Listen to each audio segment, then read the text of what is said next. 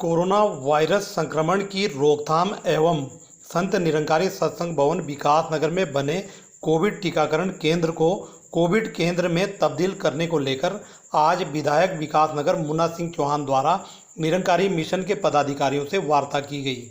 विधायक विकास नगर द्वारा मिशन के मसूरी जोन के जोनल इंचार्ज हरभजन सिंह से दूरभाष पर वार्ता की और 50 बेड का कोविड सेंटर बनाने को लेकर आग्रह किया, जिसके लिए उन्हें संत निरंकारी मिशन की ओर से सहयोग करने की बात कही। और विधायक विकास नगर मुन्ना सिंह चौहान ने कहा कि निरंकारी मिशन का वो धन्यवाद करते हैं जो हमेशा मानवता की सेवा के लिए तत्पर रहते हैं।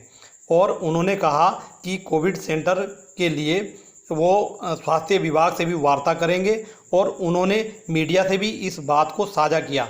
आइए देखिए इलम सिंह चौहान की यह रिपोर्ट। नमस्कार, मैं इलम सिंह चौहान, आप देख रहे हैं पुलिस ऑनलाइन न्यूज। जैसे कि जो कोरोना संक्रमण है पूरे देश के अंदर इस समय जो है बहुत भयंकर स्थिति में है और इस स्थिति को देखते हुए सरकार की तरफ से भी लगातार प्रयास किए जा रहे हैं कि किसी तरीके से जो स्थिति है उसको काबू में किया जाए। तो आज इसी के मद्देनजर, इसी के दृष्टिगत जो कोविड सेंटर है निरंकारी मिशन के सत्संग भवन में बना हुआ, तो विकासनगर के माननीय विधायक मुन्ना सिंह चौहान जी हमारे साथ हैं। तो सीधी बात करते हैं माननीय मुन्ना सिंह चौहान जी से।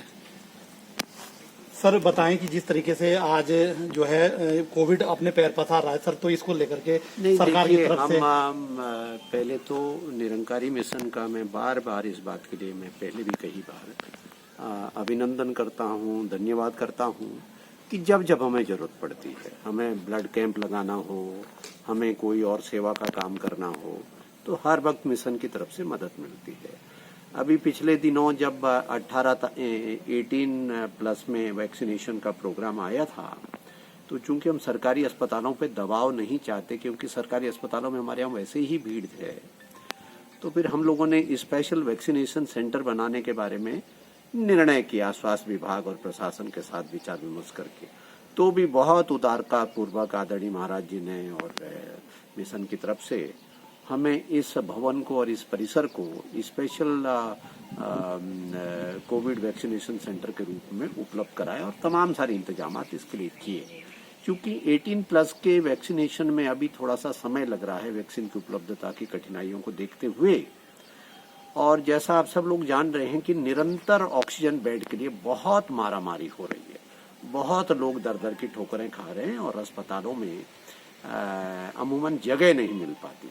तो अब हम इस बात पे विचार कर रहे हैं कि लगभग 50 बेड की ऑक्सीजन बेड की फैसिलिटी हम लोग यहाँ पे कोई अलग से सृजित करें।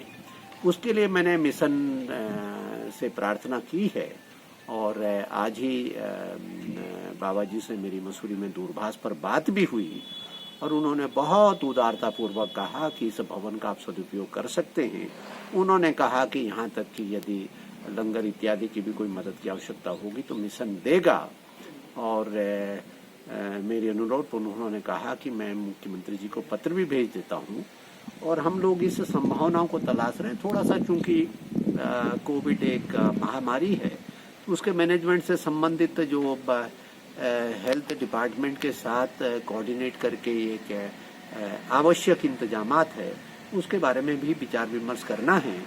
उसके बारे में हेल्थ डिपार्टमेंट के साथ बैठ करके हम थोड़ा सा एक चर्चा करेंगे। विचार हमारा ये है कि हम इसे एक ऑक्सीजन बेड की फैसिलिटी के रूप में, इस रूप में हम इसे एक डेडिकेटेड कोविड सेंटर के रूप में इस्तेमाल करना चाहते हैं। सर आप विधायक के साथ साथ सर आप प्रवक्ता भी है।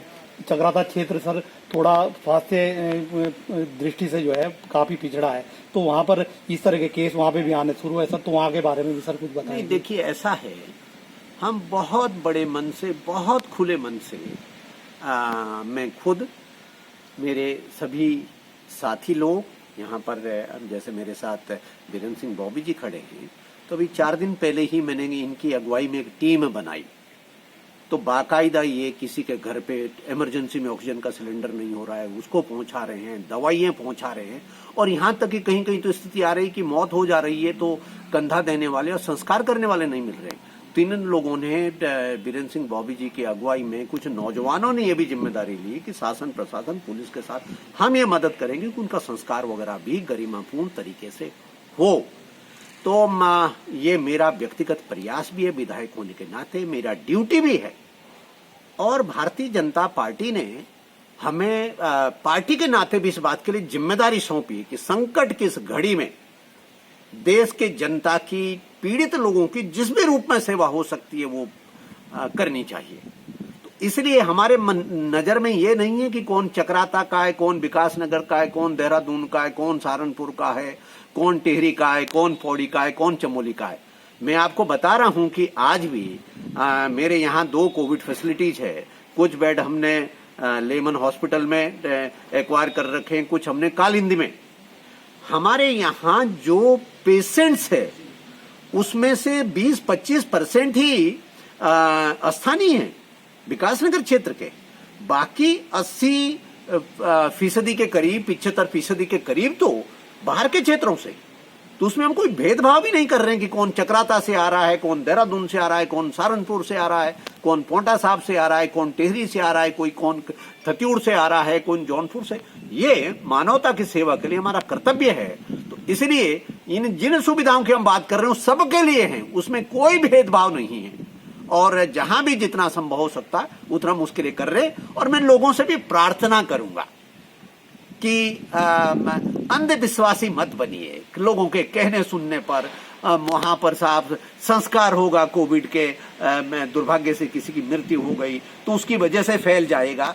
हम जो भी कोविड की कोई मृत्यु होती है, अस्पताल उसे बाकायदा एक रैपर में सील बंद करके देता है, फिर उसको बाहर से पूरी तरीके से सैनिटाइज करके देता है, और फिर एज इट इज उसको चिता पे रखते हैं या सुपुर्दे खाक करते हैं, जो दफनाते हैं। तो उससे कोई नहीं फैल रहा भाई। उसके बावजूद भी हमने बस्ती से उसको 2-3 किलोमीटर दूर उसके लिए बाकायदा एक शमशान घाट बनवाया, उसकी बाउंड्री वॉल कर दी कि उसमें दूसरे का नहीं होगा। तो इस तरीके के परेशान ना हो, कोई भी गुमराह ना हो। अभी जीवनगढ़ में हमारे पास कालिंदी में इतने सारे एक्टिव केसेज है, तो जीवनगढ़ वाले भाग छोड़ो ना गए, पूरा जीवनगढ़ खाली थोड़ो ना हो गया है। पूरे वहां पर 50-60 बेड हमने उसमें ले रखे हैं लेमन में, तो पूरा एटनबाग और लेमन का इलाका खाली थोड़ो ना हो गया, लोग अपने घरों में रह रहे हैं। तो इसलिए इस तरीके के अफवाहों में ना आए। संस्कार करने से कोई नहीं फैलने जा रहा है। और मानवता की इस सेवा में इसको बहुत ये समझ करके चलें कि लोग बहुत तकलीफ में हैं, बहुत मुश्किल में हैं, और बहुत दुख होता है जब किसी की, एक तो दुर्भाग्य से किसी के परिवार में मृत्यु हो जाती है, और ऊपर से उसको केवल विदा करने के लिए, दफनाने के लिए, दाह संस्कार करने के लिए, उसके लिए भी दर दर की ठोकरें खाने पड़ती है। तो ये बहुत दुखद है। मेरा सबसे हाथ जोड़ करके प्रार्थना है कि इसे इस प्रकार के विवादों का विषय न बनाएं और अपने मानवीय कर्तव्यों का सभी लोग निर्वहन करें।